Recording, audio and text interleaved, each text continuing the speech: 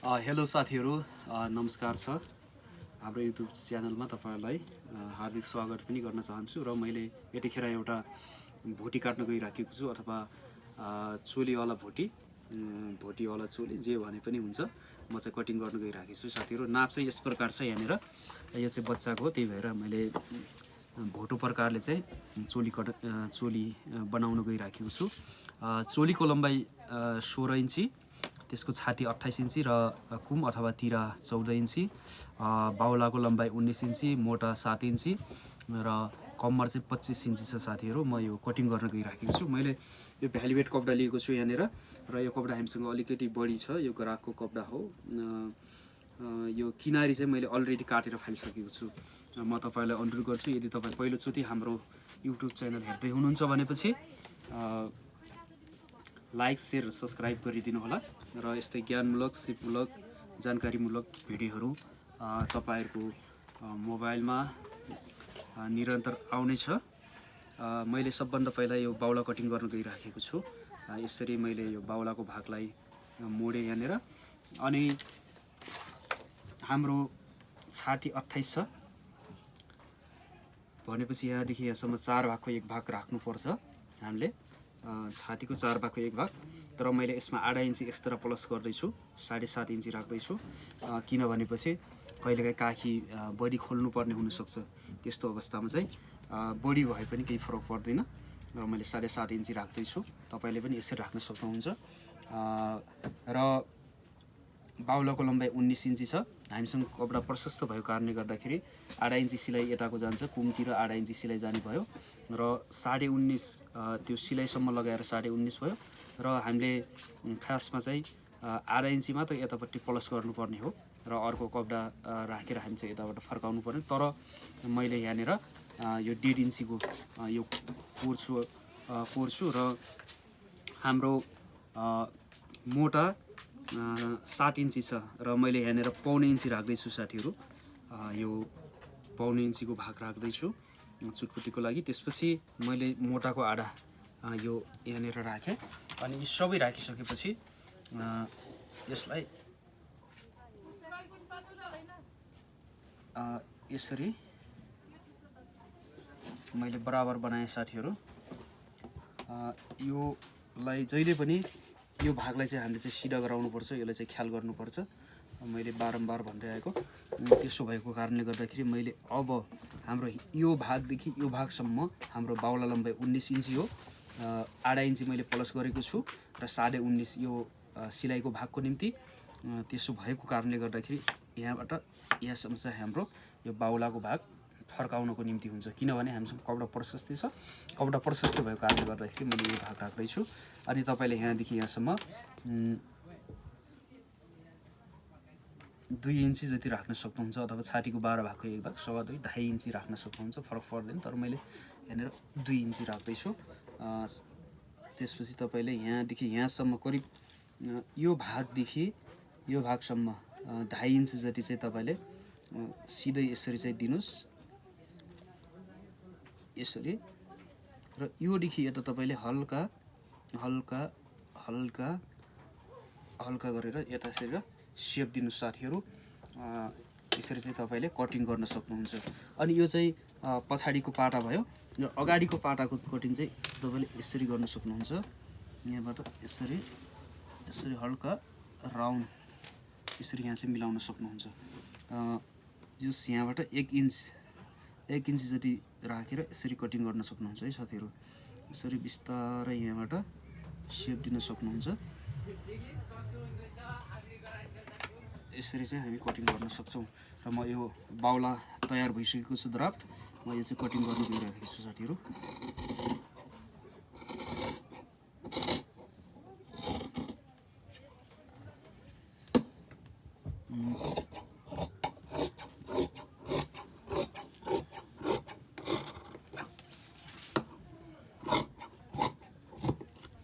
अनि मैले यहाँनिर यो छुट्का लगाएको छु, यो फर्काउने भाग, र यहाँनिर चुटपुटीको भाग हो, यो पनि छुट्का लगाएँ। यसरी चाहिँ तपाईँले कटिङ गर्न सक्नुहुन्छ, र यहाँनिर सेन्टरको छुट्का दिन सक्नुहुन्छ। अनि यो बनाइसकेपछि हामीले आधा इन्ची जति एक्स्ट्रा राखेका छौँ, त्यसो भएको कारणले अलिकति माथिबाट मैले यसरी यो अगाडिको भाग काटेको छु, अथवा तपाईले यसरी फर्काएर पनि काट्न सक्नुहुन्छ। तर यहाँनिर चुच्चा चाहिँ राख्नुहुन्न साथीहरू, यसरी पनि काट्न सक्नुहुन्छ, मिलाएर तपाईले काट्न सक्नुहुन्छ है। यो हाम्रो बाउला तयार भइसकेको छ। त्यसो भएको कारणले अब म यसलाई पछाडिको पाटा पछि काट्छु। पहिले अगाडिको पाटा काट्न गइराखेको छु। अगाडिको पाटा यसरी हामीले कपडा सिधा बनाइसकेका छौँ र यो भाग चाहिँ जहिले पनि मिलाउँ है साथीहरू। यो भाग मिलिसकेको छ। यो भाग मिलिसकेपछि मैले यसलाई कपडा चेक गरेँ, 6 कपडा भएको कारणले गर्दाखेरि यसलाई यहाँबाट सिधा बनाएँ र यो सिधा बनाइसकेपछि यो 1 स्केल अथवा यो 1.5 इन्ची हुन्छ, यसलाई यहाँबाट यसरी कोरिदिनुहोस्। हामीसँग कपडा भएको कारणले गर्दाखेरि हामी तलबाट गाँस्दैनौँ, अर्को कपडा गाँस्दैनौँ साथीहरू। सजिलो तरिकाले हामी यो बनाउन गइराखेका छौँ र हाम्रो लम्बाइ 16 इन्ची हो चोलीको लम्बाइ, र मैले 8 इन्ची माथिको सिलाइको भाग प्लस गरेँ र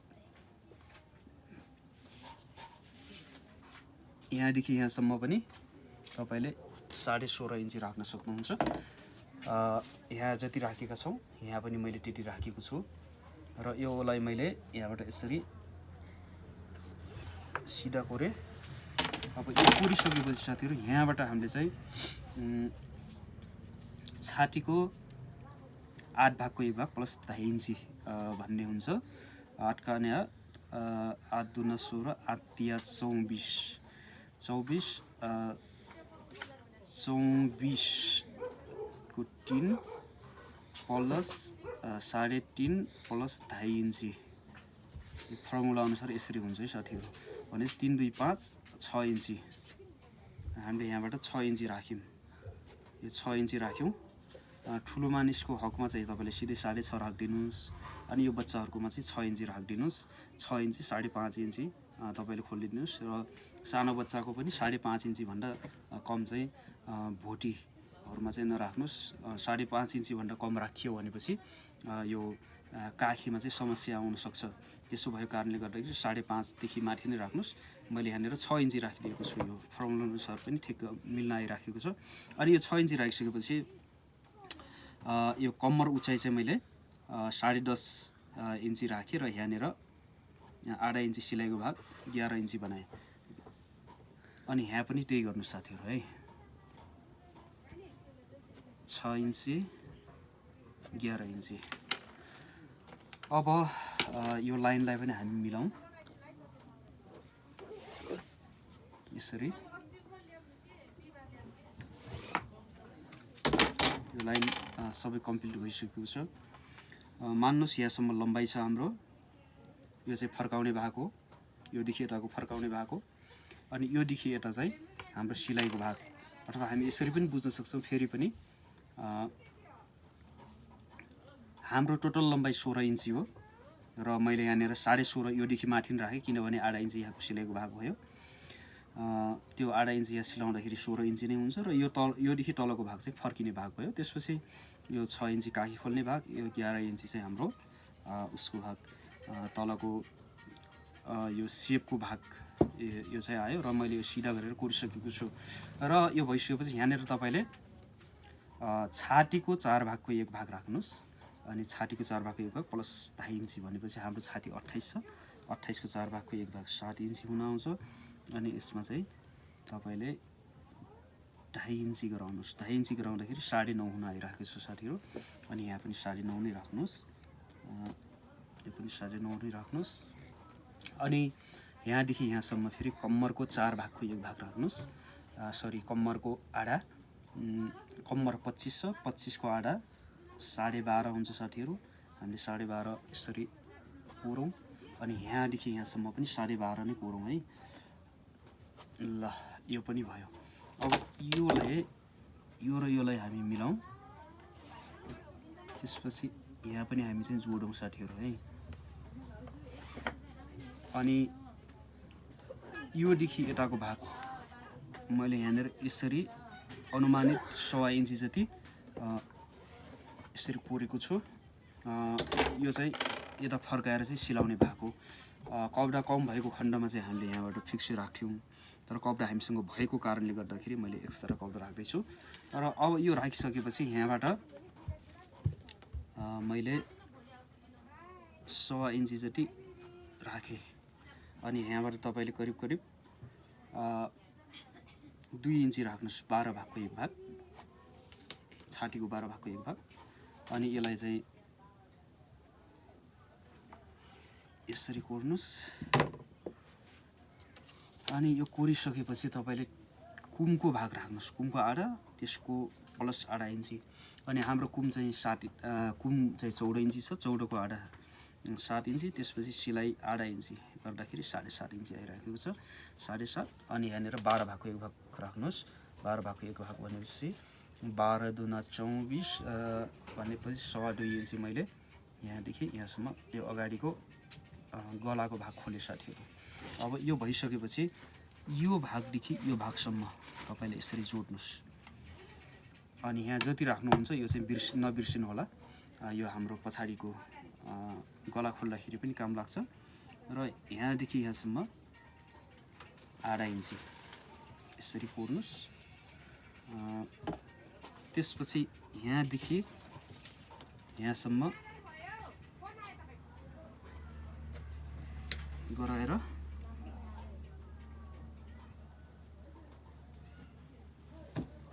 यसरी कोर्नुहोस्। यो करिब 1.25 इन्ची।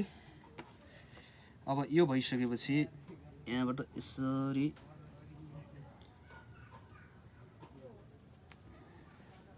यो अगाडिको यसरी यो भ्याली बेच्छ, त्यसरी हल्का घुमाउन मिलिराखेको छैन साथीहरू, लड्किराखेको छ।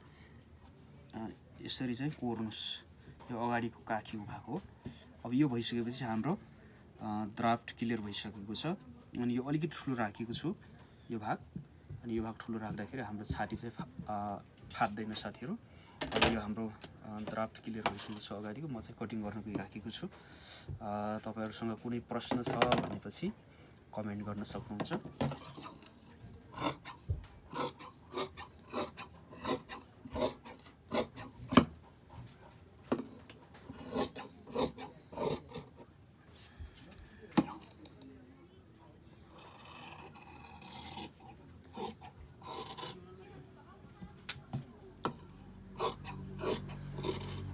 यसरी। अनि एउटा कुरा यहाँबाट चाहिँ तपाईले हल्का भित्रतिर लैजानु होला।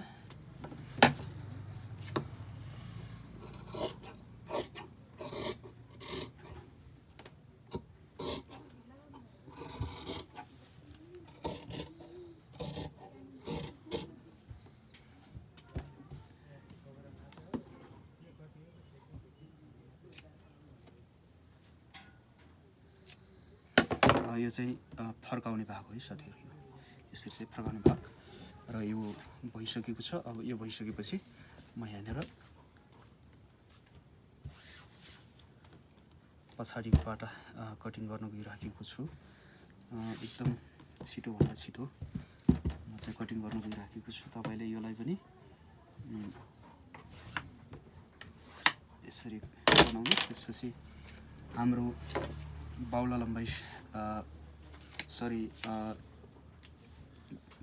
चोलीको लम्बाइ 16 इन्ची अनि 16.5 राखेँ।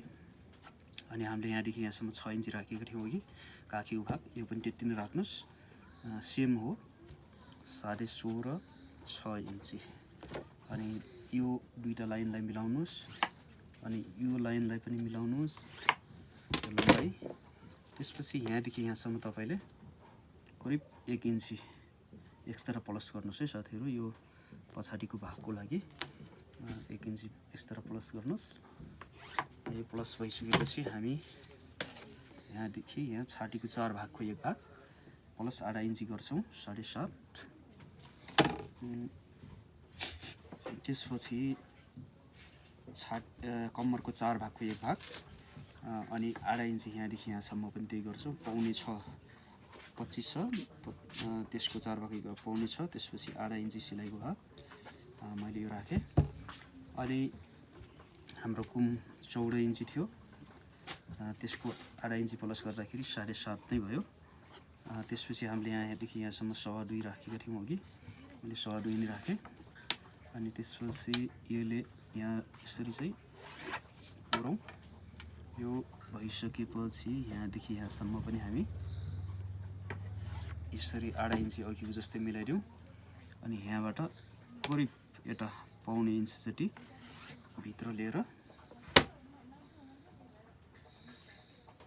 यसरी चाहिँ तपाईँले मिलाउन सक्नुहुन्छ। अनि यहाँबाट करिब 8 इन्च यसरी मिलाउनुहोस् अनि पछाडिको कटिङ गर्न सक्नुहुन्छ। साथीहरू हेरिदिनु भयो, त्यसको निम्ति म तपाईँलाई धन्यवाद दिन चाहन्छु। लाइक, सेयर र सब्सक्राइब गरिदिनु होला। यदि कहीँ तपाईँले बुझ्नु भएको छैन भने कमेन्ट गर्नुहोला। र तपाईँलाई जस्तो प्रकारको भिडियो चाहिएको छ हामी त्यो भिडियो ल्याउने कोसिस गर्नेछौँ।